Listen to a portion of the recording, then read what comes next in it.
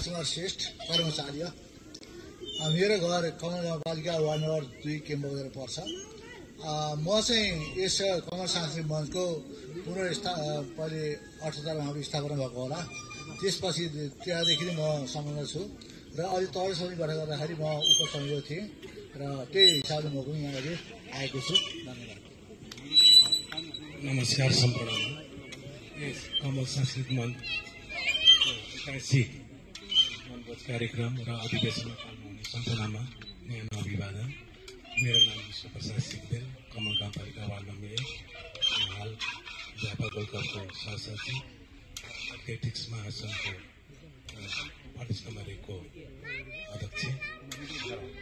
यस अधिवेशनमा पाल्नुहुने सम्पूर्णमा न्यानो अभिवादन टक्र्याउँदै र सफलताको शुभकामना दिँदै मेरो परिचय टुङ्ग्याउँछु। हस्त धन्यवाद। कमल सांस्कृतिक मञ्च सदस्य, आजको यो विशेष कार्यक्रममा यहाँ उपस्थित हुन पाइएको छ।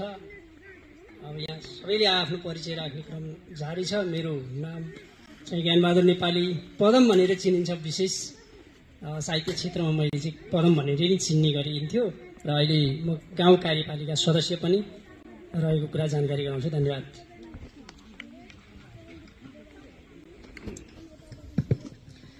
म प्रमिला नेउपाने, कमल गाउँपालिका वडा नम्बर 5 मेरो घर र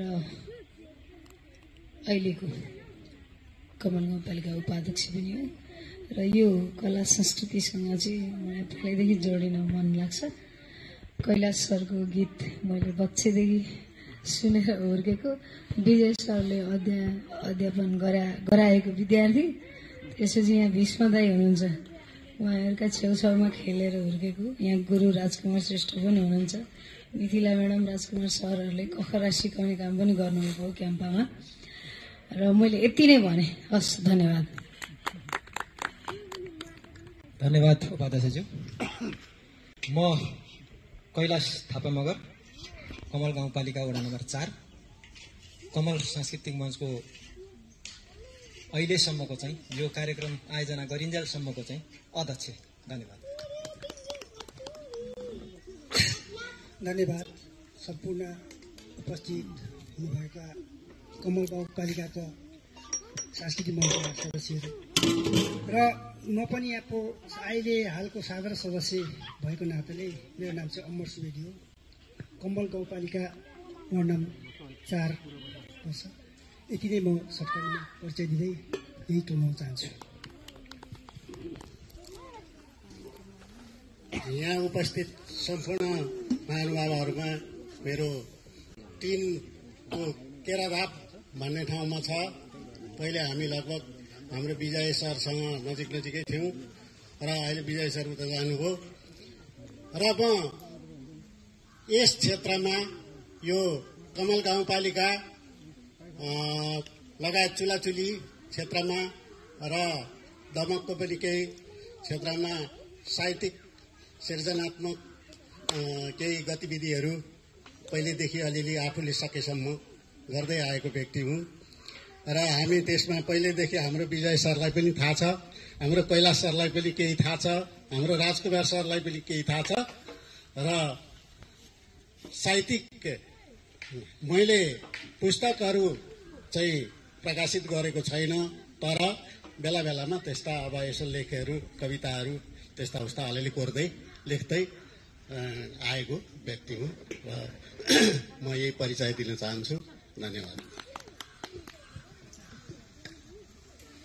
सम्पूर्ण उपस्थित हुनुभएका साथीहरू, भाइहरू, दिदीभाइहरू सबैलाई मेरो नमस्कार।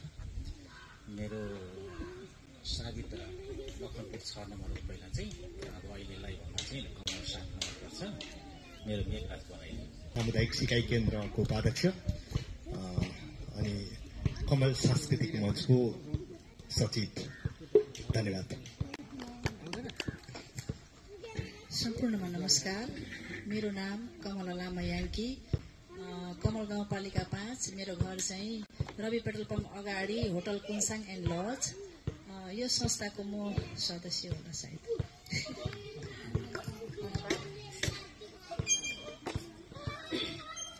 सम्पूर्णमा मेरो हृदयदेखि नै नमन वन्दन। साथमा अघि हरि सरले भने जस्तै सेवारो सेवाग्मी जोजोलोपा फ्याफुल्ला भन्न चाहन्छु सम्पूर्ण यहाँ जति पनि उपस्थित हुने महानुभावहरूमा भन्दै। मेरो नाम मीना सापकोटा ओझा। मेरो घर कमल गाउँपालिका वार्ड नम्बर 3 किर्खा बजारमा छ। म यस कमल सांस्कृतिक मञ्चको सुरुदेखिको नै सदस्य पदमा रहेर अहिलेसम्म यहाँ निरन्तरता दिइरहेकी छु। अब के हुन्छ थाहा छैन, अब हुँदैछ आज पहिलो अधिवेशन भन्ने कामना गर्दै। र म पतञ्जलिसँग पनि जोडिएको छु। म 11 वर्ष भयो पतञ्जलिमा जोडिएर। हाम्रो पुरुष र महिलाको पतञ्जलि समिति छ, त्यसमा म महिला समितिको अध्यक्ष पदमा रहेर अहिलेसम्म काम गरेर यहाँसम्म आएकी छु। र त्योभन्दा अगाडि केही वर्षसम्म मेरो आदरणीय दिदी हुनुहुन्छ ममता गुरुङज्यू, उहाँ अध्यक्ष हुनुहुन्थ्यो। त्यस पछाडि मलाई हस्तान्तरण गर्नुभएको छ र म पतञ्जलिमा पनि काम गर्दै आइरहेको छु भन्ने कामना गर्दै सबैमा पुनः फेरि नमस्कार।